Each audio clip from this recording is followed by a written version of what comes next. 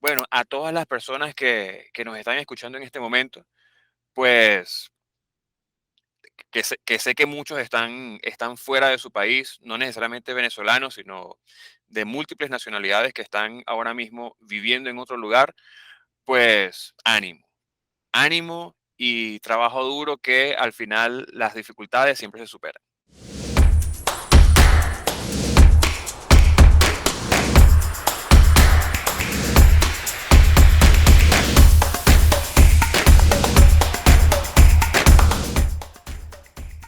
¿Quién es Carlos? Vale, bueno, antes que nada agradecerte por esta oportunidad, Antonio, que me estás dando para compartir un poco la historia, ¿no? Mi nombre es Carlos Gabriel Casares, soy venezolano, tengo 40 años, soy graduado en Mercadeo en la Universidad José Antonio Páez y en este momento estoy viviendo en Brasil, ¿ok? Ahora mismo estoy trabajando en una empresa de tecnología y soy el responsable por la creación de contenidos de, por tanto de productos y servicios de la empresa para América Latina. ¿Okay? Esto es una empresa Ujú. brasileña que en el año 2018 decidió expandirse a Chile y el año pasado a México. Y bueno, ahora estoy a cargo de lo que es la estrategia de inbound marketing y, y bueno, hasta tengo un podcast orientado exclusivamente al área de tecnología. Excelente, Carlos. Algo que siempre me ha llamado la atención de cuando nosotros estudiamos juntos es que fíjate que había como dos grupos. Siempre existió dos grupos dentro de eso. ¿En cuál grupo te consideras que estabas tú?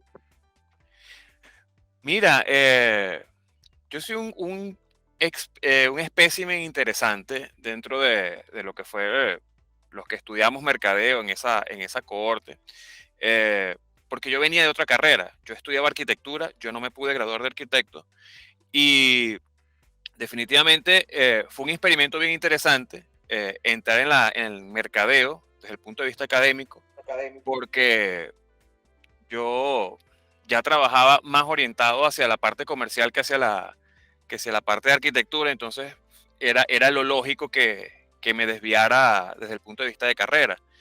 Y evidentemente, luego de tener un bagaje académico, pues ya yo era mayor que el resto de mis compañeros.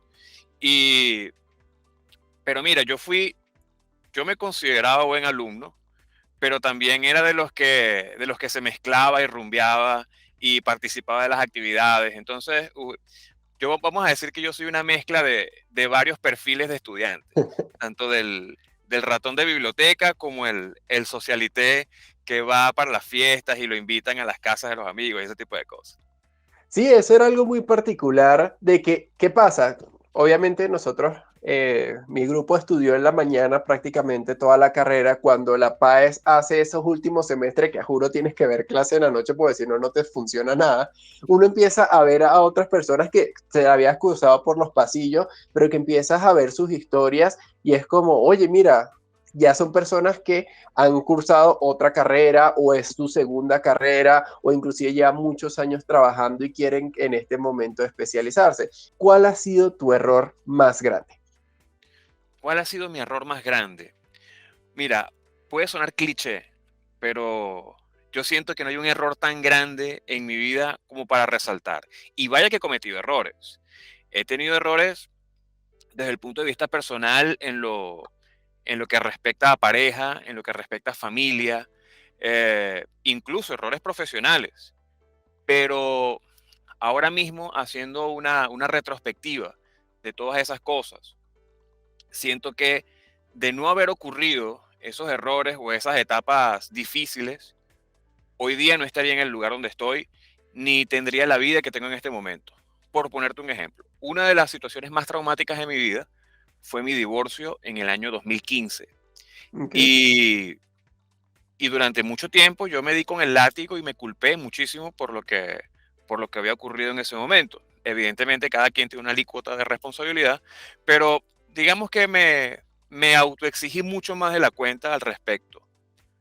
Hoy día estoy en otra relación, tengo un hijo hermosísimo Sí, eso que vi. tiene, que va a cumplir un año dentro de poco, y ahora no me imagino, o sea, no estando en esta realidad, estando en una realidad asociada al pasado que en determinado momento tuve.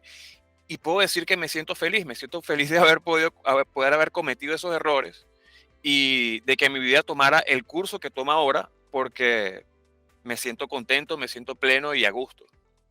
Excelente, excelente. Es eso, a veces uno dice que los errores son el camino al éxito y a veces uno tiene que darse cuenta de que esa parte de no darse tanto látigo, porque ya pasó, vamos a decir que sobre, siempre dice, sobre la leche derramada no se puede llorar.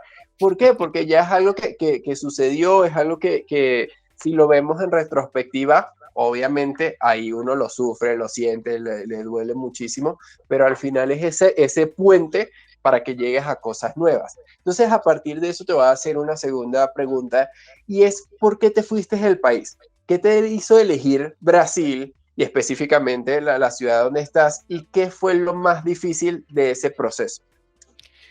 ¿Por qué me fui del país? Mira, fue un cúmulo de situaciones. Como bien te comenté, en el año 2015 yo me divorcio y de los motivos, muchas de las razones por las cuales yo me sentía anclado a Venezuela dejaron de estar. Y sentía que necesitaba moverme. Y otra razón era que profesionalmente sentía que estaba estancado. Para nadie es un secreto la realidad socioeconómica y profesional que está viviendo Venezuela en este momento. Y sentía que no iba a ningún lugar. Entonces, si tú ibas sumando un montón de cositas, Ujú, en determinado momento me dije, mira, yo me tengo que ir del país. Yo tenía la primera opción, como primera opción, irme a Estados Unidos, y por cosas de Dios no se dio. Yo tenía una visa, la visa de turista, ujú. que se había vencido, tuve que renovarla y en ese intento de renovación me la niegan. Ya yo había sacado la visa 3 veces, nunca me lo habían negado, en la cuarta me la niegan y era una locura. Entonces, luego, después de tanto investigar, eh, se abre la opción de Brasil, porque en ese entonces se había emitido un decreto, el Ujú, entonces presidente Michel Temer había emitido un decreto de, vamos a llamar así, de facilitar un poco el trámite ujú, migratorio a los venezolanos, considerando que en múltiples países de Latinoamérica, no voy a mencionar a ninguno en particular, pero existen algunos que han sido bastante duros con los venezolanos desde el punto de vista migratorio. Pues yo me he sentido bendecido en el sentido que yo llegué a este país, a Brasil, más específicamente a Río de Janeiro, y en 20 días ya yo estaba legal. Y súper bien. ya yo voy para 4 años aquí, perdón, ya yo tengo 4 años en este país, y hace un par de meses obtuve la residencia permanente. O sea que los beneficios que he tenido desde el punto de vista migratorio en Brasil han sido fenomenales en comparación con otras personas en otros países de América Latina. Eh, Luego me preguntabas, ¿qué fue lo más difícil? Mira, sin lugar a dudas, lo que fue más difícil en su momento fue el idioma. Cuando yo llego acá, yo venía con la mentalidad de toda la persona que sale y emigra con voluntad de trabajar y mira, de que me contraten de lo que sea. Y cuando llego, me impacta mucho el hecho de que nadie me contrata porque no sé hablar portugués. Claro. Y eso fue sumamente frustrante.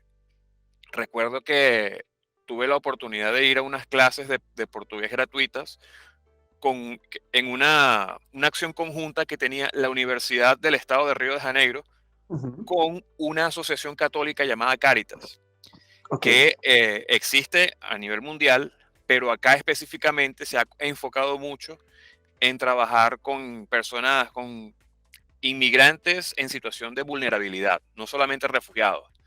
Eh, y bueno, el punto es que con ellos estuve recibiendo clases de portugués, fui aprendiendo poco a poco. Claro. Y mi primer empleo fue en el área de en los restaurantes y bares. Fui bartender, fui mesonero, hice varias cosas en esa industria y me ayudó para aprender muchísimas cosas que luego fueron vitales a la hora de poder reenganchar en lo que era mi carrera profesional. Ah, súper bien. Sí, es que a veces uno dice como, ok, listo, ¿qué país selecciono? ¿Cómo llego directamente a ese pool? Porque vamos a decir que nosotros estamos en Venezuela y siempre hemos estado muy conectados a Latinoamérica y a Estados Unidos. Pero cuando se te cierra esa puerta, me imagino que tú dijiste, ajá, ¿y ahora qué? Exacto. Porque era como tu opción segura dentro de las que tenías. Claro, incluso tengo familia viviendo allá. O sea, Ujú. aquí yo llegué completamente solo. O sea, era la Ok. oportunidad de poder reencontrarme con mis familiares en Estados Unidos. Sí, entonces es esa parte de, ok, listo, ya sabemos cuál fue uno de los errores, vamos y arrancamos desde cero en otro país, porque como tú dices, no tenías a nadie ahí para hacerte ese apoyo, un nuevo idioma, que vamos a decir que uno siempre desde la parte de uno cree que en portugués a uno le van a entender siempre. Eso es igual que el español, pero más cantadito. Algo así. Entonces, ¿cómo hiciste para llegar al puesto en el que estás hoy? O sea, de pasar de ser bartender, mesonero, que sabemos que es como el trabajo base de cualquier inmigrante, a ahora estar en el puesto donde estás, como me comentaste. Mira, como te respondí en la pregunta anterior, esta pasantía que tuve por los bares y restaurantes fue fundamental para que yo llegara, aunque eh, pareciera que no hubiese conexión, pero para que yo llegara a trabajar en el área de creación de contenidos, yo tuve que pasar forzosamente por los bares y restaurantes. Te explico cómo fue la experiencia. Eh, yo empecé a trabajar en una de las mejores casas de carnes de Río de Janeiro. Ahí es donde me hago bartender y me encuentro con el universo de la cerveza. Yo no sabía absolutamente nada de cerveza, sabía lo básico, sabía que me gustaba la Polar Negra y la otra, pero hasta ahí, eso era lo único que sabía. Y estamos hablando de un restaurante que tiene una carta de cervezas de 18 tipos diferentes, Oh, ¿ok? bastante. Entonces, o sea, al principio me sentí un poco frustrado porque yo quería dar un buen servicio, pero desconocía muchísimo de lo que estaba trabajando y empecé a investigar, empecé a leer muchísimo, a ver videos en YouTube, a descargar documentos, artículos y poco a poco fui desarrollando una pasión y un mayor conocimiento en el área de cerveza. Eh, Mis jefes lo vieron y empezaron como a impulsar, como a apoyar Ujú. ese crecimiento, al punto que con ellos me convertí en sommelier de cervezas aquí en Brasil. Yo juraba que esa iba a ser mi carrera. O sea, yo dije, o sea, me tocó reinvención profesional, ahora soy sommelier, ahora voy a trabajar el resto de mi vida con esta área. Resulta que como bien te pasa a ti, que tenemos esa inquietud de creación de contenidos y toda la cosa, yo dije, mira, yo no me puedo quedar con esto, yo necesito hacer algo. Y primero creé un blog escribiendo de cerveza Oh, y posteriormente saqué un canal de YouTube llamado The Lager Master, donde hablaba de cerveza y daba consejos, hasta de fabricación de cerveza hablaba.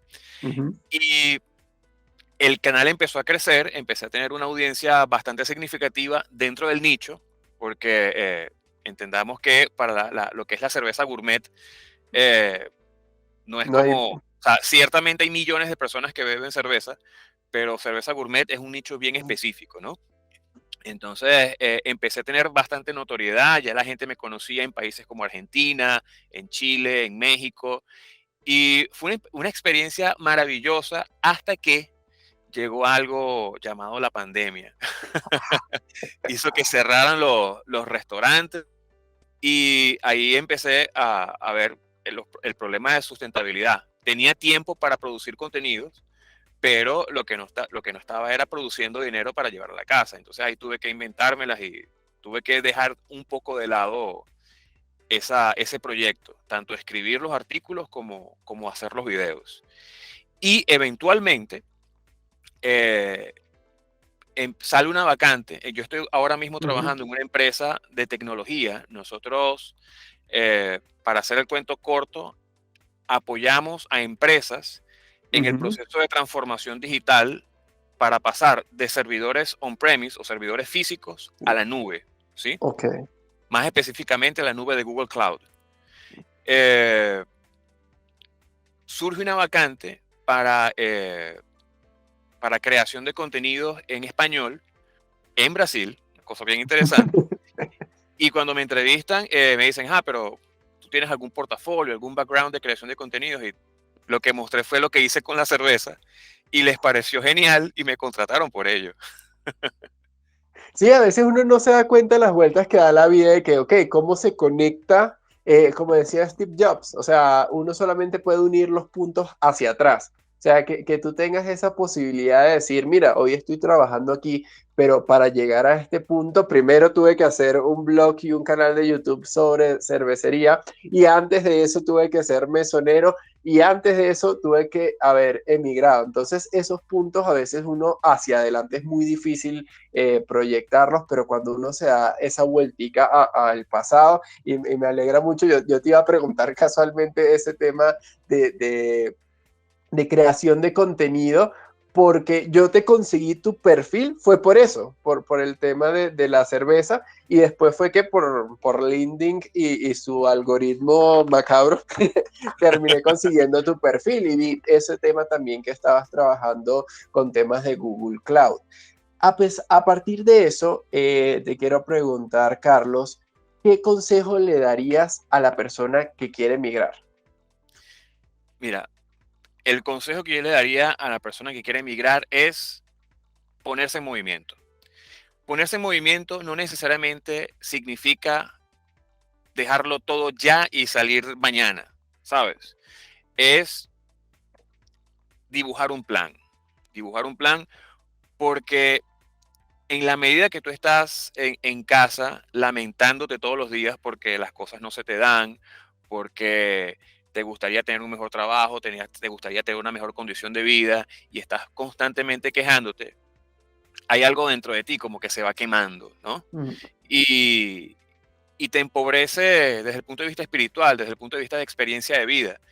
Y indistintamente de que aún estés en el país, de que no hayas salido, yo creo que trazarse la meta, de decir, ok, yo me voy a poner una fecha. Yo voy a salir del país dentro de 9 meses. En 9 meses voy a recoger dinero, voy a solventar mi situación de documentación, voy a hacerlo todo y voy a escoger determinado destino. Yo creo que tener un plan claro y definido ayuda muchísimo al hecho de, de poder salir de la situación en la que te encuentras.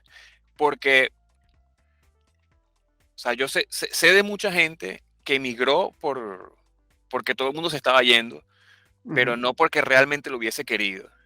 Algunos están lamentándose en otro país, otros regresaron a Venezuela y quizás alguno que otro pues tuvo la dicha de encontrar que su realidad mejoró muchísimo y ya no se lamenta tanto por haber salido del país, aunque no quería.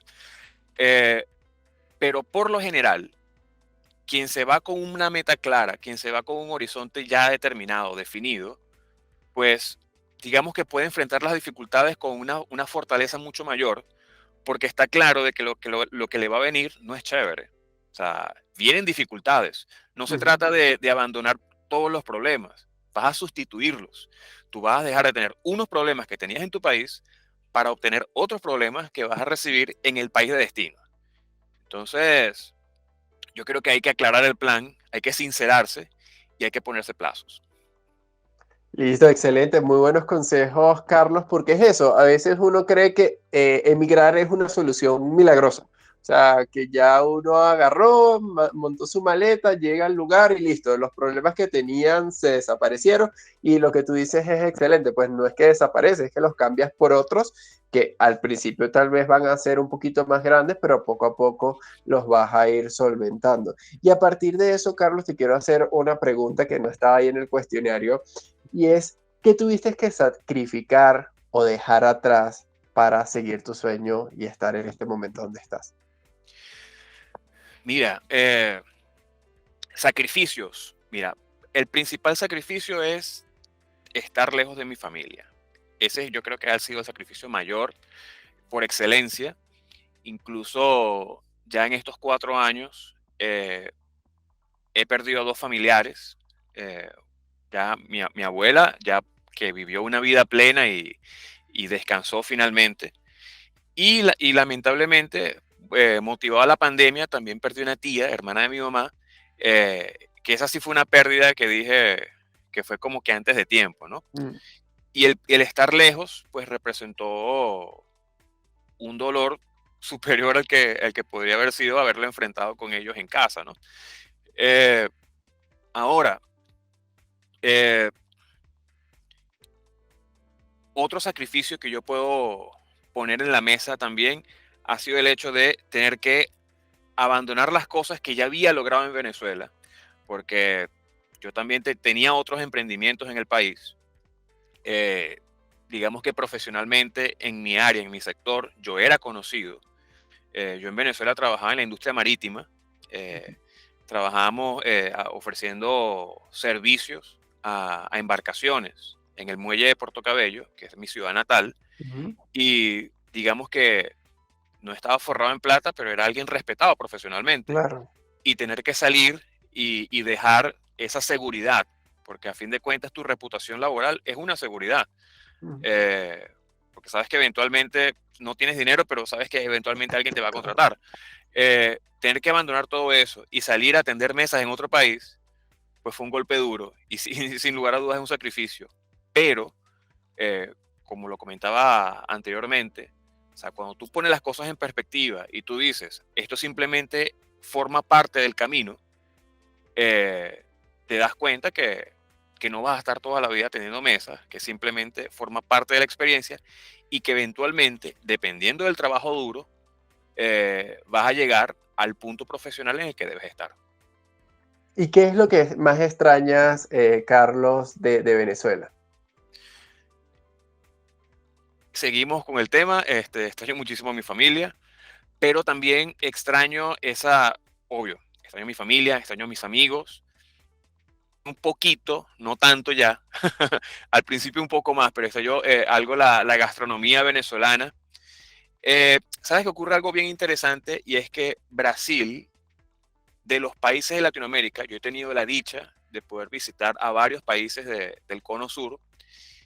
Nunca he estado en Colombia, pero en comparación con otros países, como el caso de Uruguay, Argentina, Chile, Perú, donde sí he estado, el brasileño se parece muchísimo al venezolano, más que cualquier otro. Incluso yo vivo en Río de Janeiro y yo siempre digo que Río de Janeiro es una Caracas con playa. Imagínate que no existiera Katia y todo lo que va hacia La Guaira. La Y, Guaira, tú exacto, ¿no? y recortas La Guaira y te la llevas hasta Caracas. Bueno, algo así es Río de Janeiro, tal cual. Una ciudad grande, con los mismos problemas, caótica, con la gente acelerada, pero con una gente que le gusta la fiesta, con una gente muy amable, una gente que siempre está con una sonrisa en la cara. O sea, eso es esta ciudad. Y eso, digamos que hizo que me costara menos adaptarme porque sentía que estaba en un lugar muy parecido al del lugar donde venía. Excelente, sí, porque a veces uno tiene que encontrar esas pequeñas cositas que, claro, uno nunca va a dejar de extrañar las cosas en Venezuela, que obviamente vivimos casi que un tercio de nuestra vida, inclusive en algunos casos mucho más, dentro de un país donde tiene unas culturas, unas costumbres, una gastronomía, unos productos que cuando vas a los otros países de Latinoamérica, por más que uno haya visto La Esclava Isaura, por más que uno haya visto cualquier telenovela colombiana o cualquier programa de chismes argentino, cuando uno llega al país es donde se da cuenta y que, ok, eso es lo que ellos exportan, pero cuando uno llega de verdad al lugar, uno se da cuenta cuáles son las cosas que están comunes en el día a día. Y de ahí parte la última pregunta que te quiero hacer, Carlos, y es, ¿qué has aprendido de donde vives en este momento? O sea, ¿cuáles son las lecciones más importantes que has aprendido de Brasil?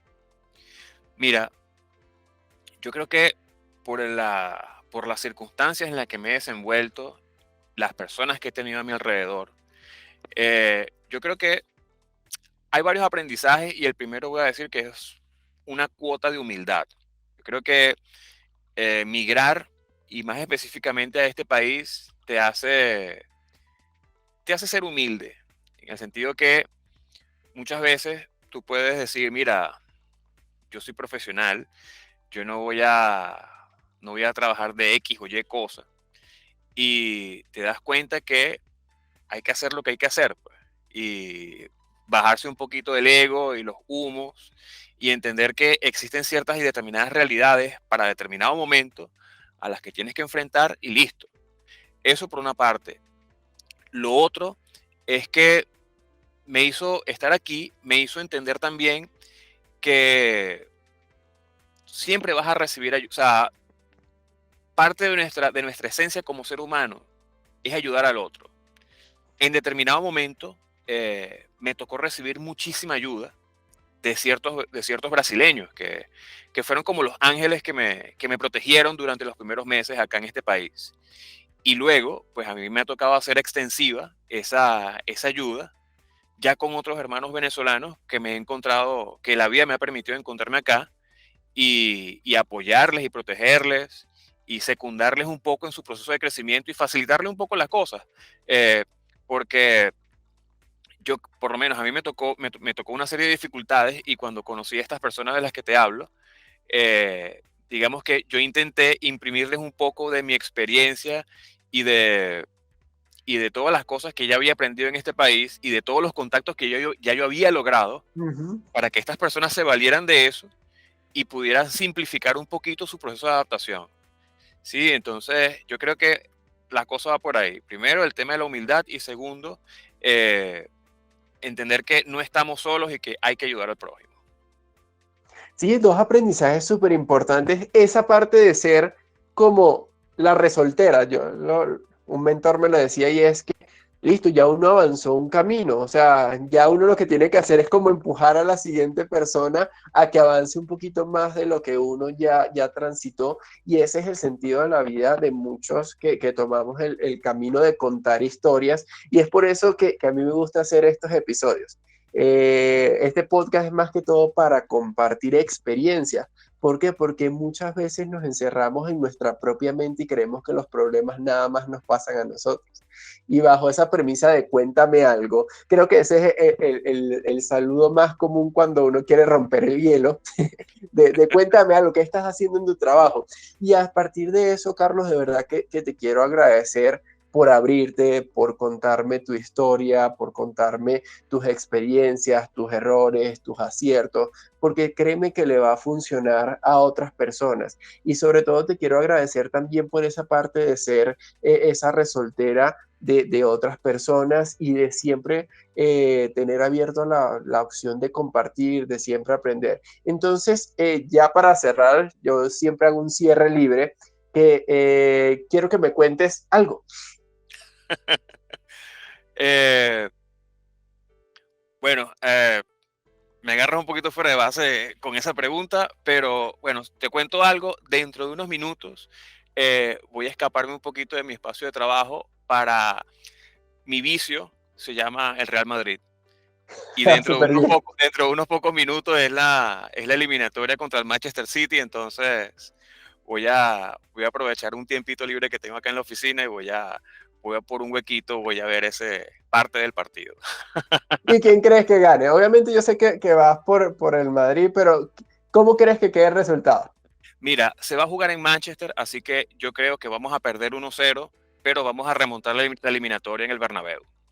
No, y que Benzema está on fire a pesar de que ha estado tocado en los últimos partidos, pero yo creo que esta ha sido la mejor temporada, por lo menos, que yo le he visto en consistencia. Porque vamos a decir que obviamente ese pase en la esquina, que él agarra toda la banda y le mete el gol en ese momento estaba All Black del Atlético de Madrid Exactamente, sí, para rescatar y ganar la orejona, o sea, bueno, ni siquiera para rescatar, para abrir el chorro y que esa final la sí. terminara ganando el Madrid. Es algo importante de cómo, ¿qué trasladarías tú del fútbol a la vida de un marquetero? Mira, disciplina, trabajo. Yo creo que en el marketing existen, existe el falso concepto de que hay que ser súper talentoso, súper elocuente, y yo he entendido y eso lo he entendido aquí con el tema de producción de contenidos, que es el trabajo constante, el trabajo de todos los días, de entrenarte, de escribir. Si escribes, escribir. Si produces audiovisual, de grabarte, de corregir, de ver iluminación, de corregir el sonido, de repente guardar un poquito de plata y comprar un mejor micrófono. O sea, esas pequeñas cosas constantes, permanentes, tienen su recompensa, porque de repente tú puedes hacer el mejor de los videos, pero si no hay un trabajo constante, los algoritmos no te ayudan y al final tu audiencia es nula, ¿sabes?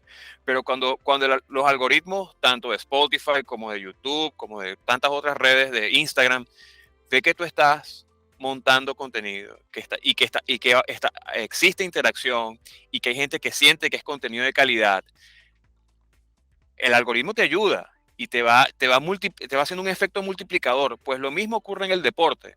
O sea, es una cuestión de todos los días. No es cuestión de meter 5 goles hoy y desaparecer el resto de la temporada. Es una cuestión de jugar con el corazón todos los días los minutos que puedas estar en cancha. Dale, excelente, Carlos. Entonces, ya para cerrar el episodio de hoy, te extiendo de verdad otra vez el agradecimiento por tomarte un tiempo de tu trabajo para venir y contarnos algo sobre tu vida. Despídete de las personas que te están escuchando hoy. Bueno, antes que nada, para cerrar, agradecerte una vez más por esta oportunidad. Y bueno, a todas las personas que nos están escuchando en este momento, pues que sé que muchos están fuera de su país, no necesariamente venezolanos, sino de múltiples nacionalidades que están ahora mismo viviendo en otro lugar, pues ánimo y trabajo duro, que al final las dificultades siempre se superan. Listo, con ese mensaje terminamos el episodio de hoy de Cuéntame Algo con Carlos Cáceres. De verdad, muchísimas gracias. Gracias a ti, Antonio.